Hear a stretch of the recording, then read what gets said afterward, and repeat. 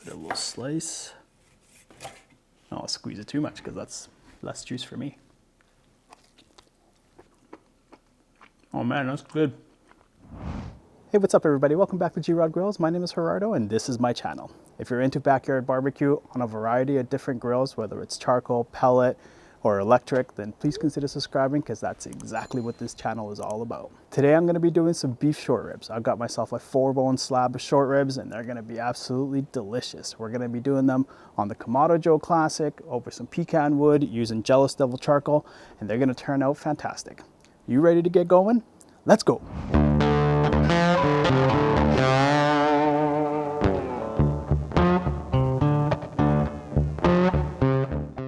All right, here we go. So I've already trimmed these down. I should have got this from my butcher probably about a week ago, and I just froze them. So I trimmed them down.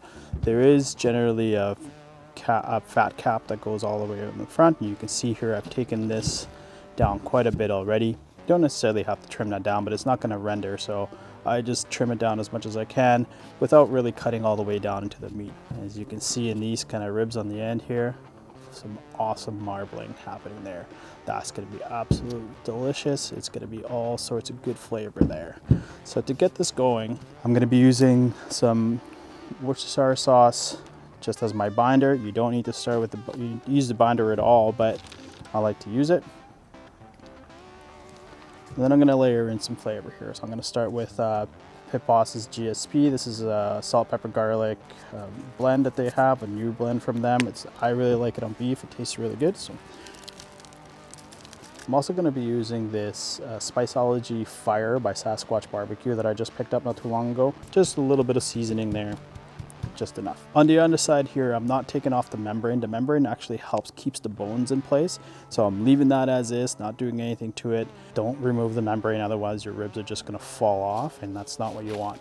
Fall off the bone is not quite what you want at this point. On the other side, we're going to do the same thing, just a little bit of W sauce here. And then I'm going to go a little heavier on the seasoning.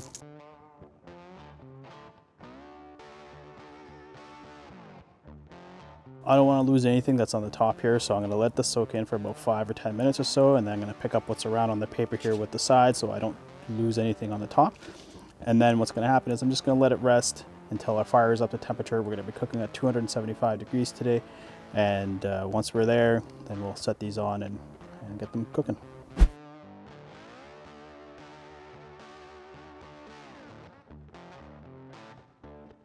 Okay, so our Kamado is just at about temperature right now. We're sitting at about 260, 207 degrees. So the next step is I'm going to be using my Meter Plus here. And what I'm going to do with this is going to monitor my temperatures, both internal temperature as well as the ambient temperature in the Kamado. What we want to do is there's a little notch here, it's a little line. If you want to get that meat or that line right up to the meat, I'm going to pick the thickest spot in the rib here, which is going to be right about there, and I'm gonna just kind of get it in until I get to that line, and then we're set. If you're interested in one of these puppies, I've got a link in my description. There's also a code there for 10% off, so get over there and save yourself some money. All right, let's get this on the smoker. All right, so we've got our Kamado set up with my deflector plates underneath there, so we're gonna do indirect cooking. Just gonna set this right in the middle of this, and we're going to close the lid, and I'm not going to look at it probably for another 2 hours or so. I'm going to come back and look to see if it needs any spritzing, but I'll come in and show you that. All right, so it's been about 2.5 hours or so. Let's have a look here.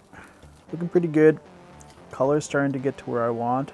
So we'll let that go. I'm actually going to go ahead and give her a little spritz just around this side. It's looking a teeny tiny bit dry and just around the edges here, but she's looking pretty good. I'm not worried about the internal temperature. I'm just more worried about the color and the bark. And when I touch it, it's wet still.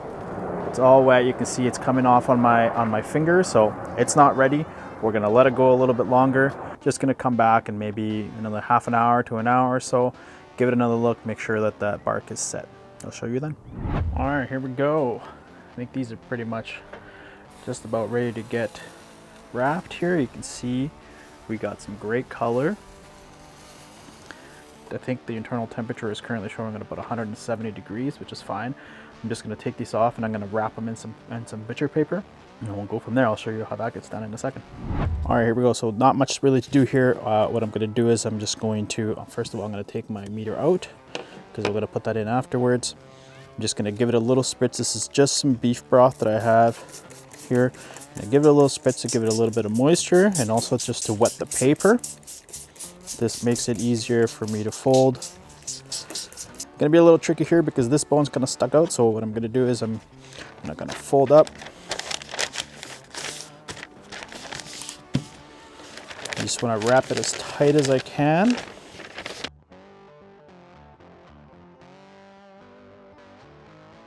gonna put my probe back in, just kind of feel, put it right back to right there where it was.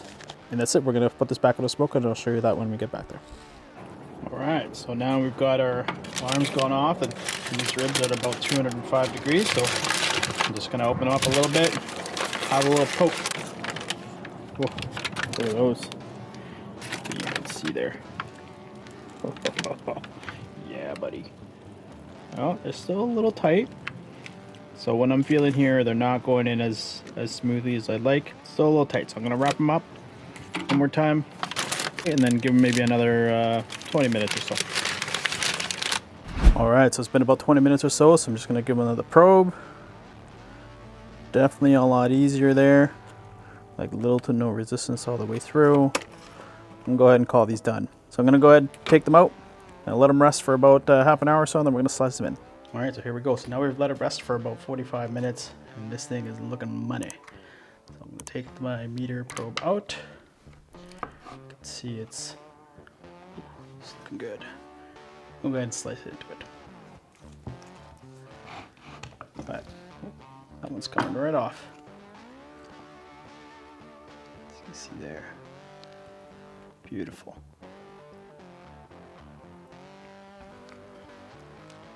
This is a little better here.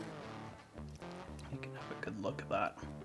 All that fat that was in between there all rendered out nicely.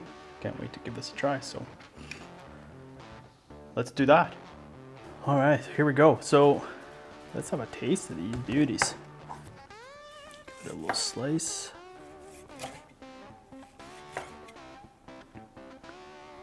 Hopefully, I don't know if you can see, but it's nice and juicy. I don't want to squeeze it too much because that's less juice for me.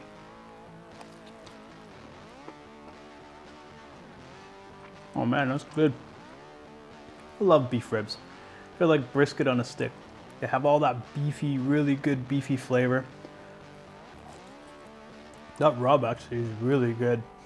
That fire rub from Spiceology really comes through. It's got some citrusy notes in it. I think it has lemon peel in it or something like that. Mixed in with that Pit Boss GSP stuff. I'm gonna eat it all here in front of you guys. Plenty of juicy.